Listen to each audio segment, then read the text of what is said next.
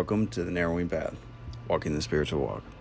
My name is Steve Van Einstein. Thank y'all for joining me today as we go through and we do the reading for April 15th.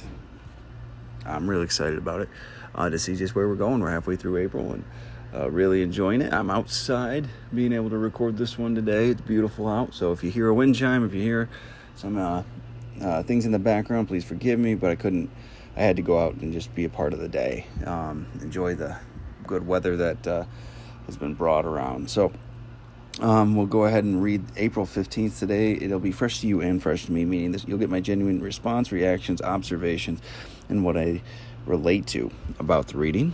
And it should be a good one if it keeps on going in line with what we've been talking about. So here we go. April 15 of James Allen's Daily Meditations. He who purifies his own heart is the world's greatest benefactor. The world is, and will be for many years to come, shut out from the golden age, which is the realization of selfless love.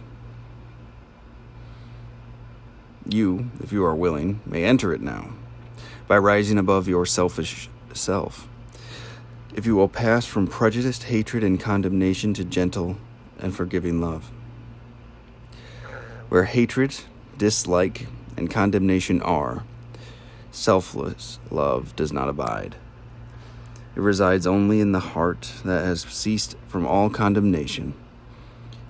He who knows that love is at the heart of all things and has realized the all-sufficing power of that love has no room in his heart for condemnation. Let men and women take this course, and lo, the golden age is at hand. That's interesting. That one's interesting. I like how he speaks to the fact that he believes that there will be a golden age of divine love and selfless love. And that we may be shut out of it in this immediate circumstance or situation. But it's attainable if we were only but willing to do the work. And I don't know, just current state of things going on. And as I've said many times, I'm located in the United States. And, the reality of it is things are getting worse in a lot of ways. But there can also be hope in that, because sometimes it has to get worse before it gets better. And I know that might sound ridiculous or might sound naively optimistic, but I do believe that sometimes things have to go as bad as they can get before things are open to change. That was my experience personally on a singular basis. So why might not that be true for the world? So let's go ahead. Tear this reading apart real quick.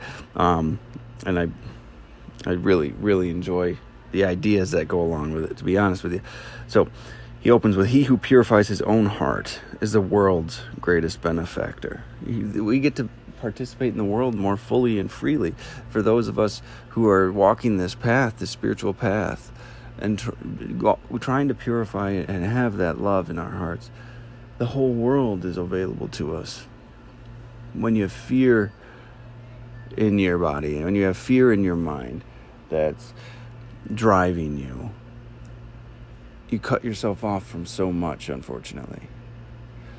That's been my exact experience. So he who purifies his own heart is the world's greatest benefactor. We benefit the most from the world because we get to enjoy the world the most, free of demand and desire. He goes on for the main body of this, he goes to say, the world is, and for many years to come, shut out of that golden age, which is the realization of selfish love. So it's an implication of a progression, of an evolution maybe, evolvement to a state of everyone holding that divine love in their hearts. That selfless love. He's calling it selfless love more so even in this reading. He goes back and forth, but they're the same. But it's a progression that the world can take. and is what he's talking about. And currently we're shut out of it because we're seeking our own. But he goes on to say, if you are willing, if you are willing, may enter it now, by rising out of your selfish self. If you will pass from prejudice, hatred, and condemnation to gentle and forgiving love. So he's giving us some characteristics to show us where we're stuck. Are we surrounded and drowning in our own selfishness, or to serve ourselves, our own selfish desires, our own selfish pursuits of pleasure and distraction? And he's saying if that's where we're at, we can ascend to that. We can transcend that. That's probably the best way to say it. So if you are willing, may enter it now. This is to anybody. By rising above your selfish self. If you will pass from prejudice, hatred, and condemnation, remove the judgment, remove the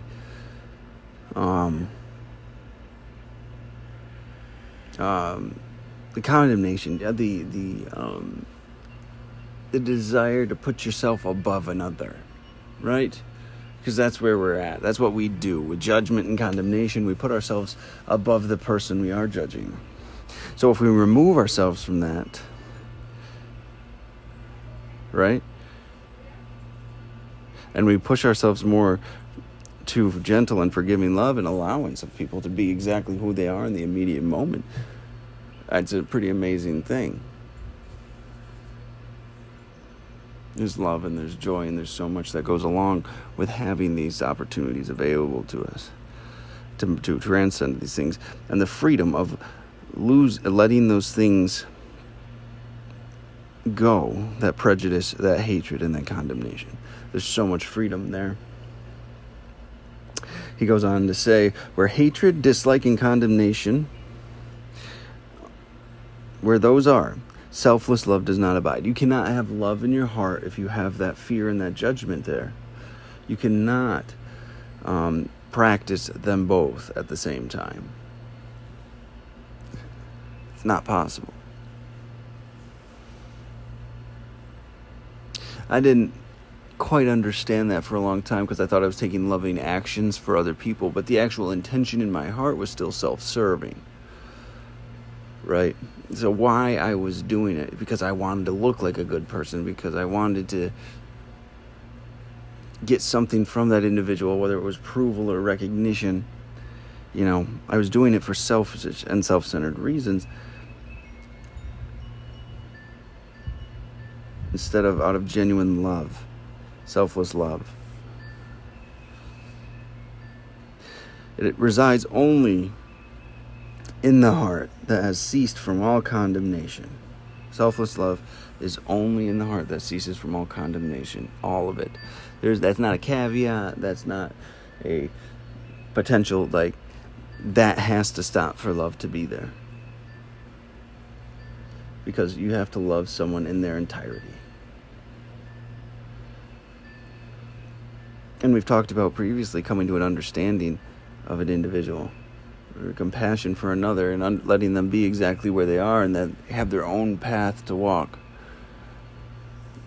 You can look at them with compassion and kindness rather than condemnation and disdain or disgust. He goes on here, he who knows that love is at the heart of all things and has realized the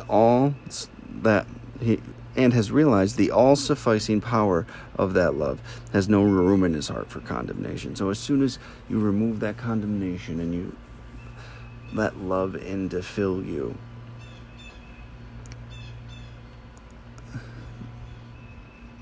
when you have realized that power and the strength that power has, there's no room left in your heart for that condemnation. There's no room left, let alone there's no desire left to be condemning. Because you genuinely care, because you genuinely want the best for somebody else, for no other reason but the desire for them to grow and mature and to be that person And how amazing is that? That's a fantastic understanding we get, and a fantastic freedom in that. Because not only does condemnation go, your desire to be condemning goes when love is there. I didn't know that was possible, that freedom from that desire. But it's true, and I've had that experience in my own life, that when I allowed myself to be genuinely loving and accepting of another individual, then things just change. Perspective change. The person holds no power over you anymore.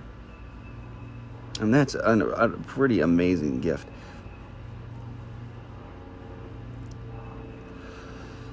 All right, and he goes ahead and ends this with this statement that is really kind of cool, hopefully a foretelling.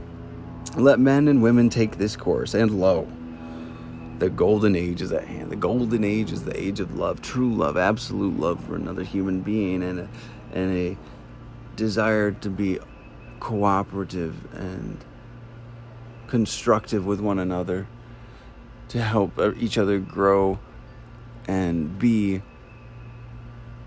magnificent.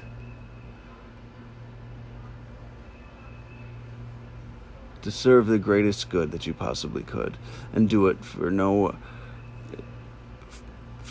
other reason than you know that is the right thing to do.